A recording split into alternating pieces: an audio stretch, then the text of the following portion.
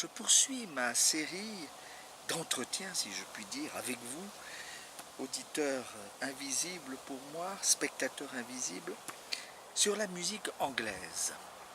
Rassurez-vous, je parlerai encore de la musique suisse, des écrivains, mais là pour l'instant, je suis en train de préparer quelque chose d'important sur ce sujet, donc je m'exerce en même temps à formuler des choses qui se bousculent dans mon esprit et qui suscitent mon imagination d'historien de la musique.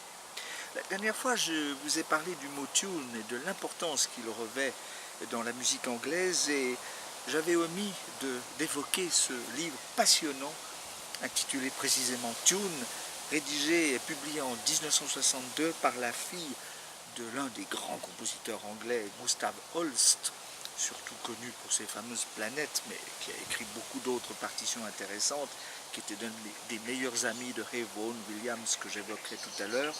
Et Imogen Holst a publié ce livre passionnant, un des rares livres, on peut dire, sur la question, et qui alimente une réflexion très salutaire sur ce terme fondateur et fondamental. Lorsqu'on évoque la musique anglaise, il faut tout de suite évoquer le paysage. Ça, c'est quelque chose de très important, et je pense qu'il faut l'évoquer non seulement pour des compositeurs du 19e siècle ou du 20e siècle, mais pour des compositeurs anglais de tous les siècles. Depuis le Moyen-Âge jusqu'à nos jours, le paysage anglais, toutes ses caractéristiques, a véritablement suscité, inspiré les musiques de tous ces compositeurs. Et donc, si on évoque la musique et le paysage, il faut inévitablement parler de la poésie et de la peinture. Au fond, en Angleterre, il est impossible de définir telle ou telle expression si on élimine les autres. Il faut les relier en permanence. C'est ce qui rend le travail de l'intellectuel, de l'historien, assez complexe, parce qu'il doit saisir simultanément toutes ces coordonnées. Mais en même temps, c'est une source véritablement de joie. Et là, je voudrais juste peut-être évoquer le grand poète William Wordsworth, qui, dans ses ballades lyriques de 1798, a écrit quelque chose que je voudrais vous lire et qui, pour moi, me sert en quelque sorte de source d'inspiration pour tout ce que je pourrais expliquer à des gens, par exemple, qui viennent du continent, qui débarquent en Angleterre, gros gens comme devant, et qui ignorent tout, mais tout de la musique anglaise, sinon avoir des a priori et susciter les lieux communs habituels. Il n'y a pas de musique anglaise, bien entendu, et il n'y a que Purcell et que ceci et cela. Alors effectivement, il faut un peu rectifier ce genre de niaiserie, n'est-il point? Alors, je vous lis cet extrait de la préface des ballades lyriques de 1800-1802, dans laquelle William Wordsworth explique en quelque sorte son projet qui est de nature véritablement à inspirer non seulement les poètes, mais aussi les peintres, les musiciens, les auteurs dramatiques et même les esprits scientifiques, parce que dans l'esprit anglais, dans l'esprit de la culture anglaise, on ne saurait séparer justement la science de l'art, pour éviter que la science ne devienne quelque chose d'abstrait et que l'art s'enferre dans des esthétiques esthétisantes futiles. Voilà ce qu'écrit, entre autres, c'est une phrase très intéressante et on peut l'extraire précisément de cette préface que je vous lis en français et que je tire d'ailleurs de la très bonne traduction de ces ballades lyriques qui a été publiée dans l'excellente édition de José Corti. Voilà ce qu'écrivait donc William Wordsworth.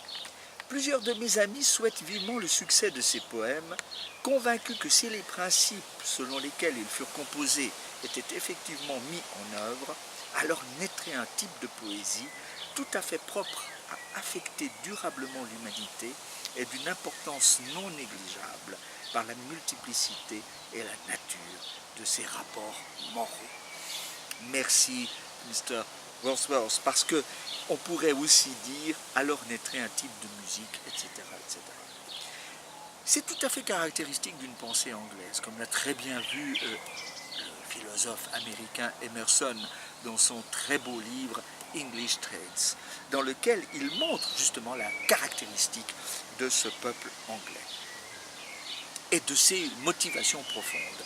Oui, l'humanité, la morale, la poésie, l'imagination, tous ces termes vont ensemble. Et justement, je voudrais juste conclure cette petite intervention d'aujourd'hui et me permettre de signaler ce très bon livre, bien sûr, que j'ai publié il y a quelques années.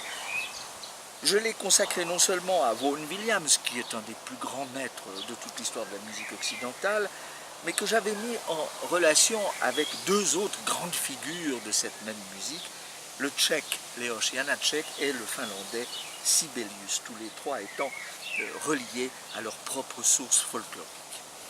Et là, j'avais mis en exergue pour commencer, et c'est par ça que je vais conclure, parce que c'est une façon pour moi aussi de synthétiser ma pensée et ma conception de l'approche de ce territoire aussi vaste et mystérieux qu'est la musique anglaise en tant qu'elle est reliée au paysage. Voici ce qu'écrivait et ce que conseillait surtout Ralph Vaughan Williams. Il disait que un très bon folkloriste, et pour lui le folkloriste c'est le musicien, bien entendu. Tout musicien, compositeur savant y compris, est un folkloriste et un bon folkloriste.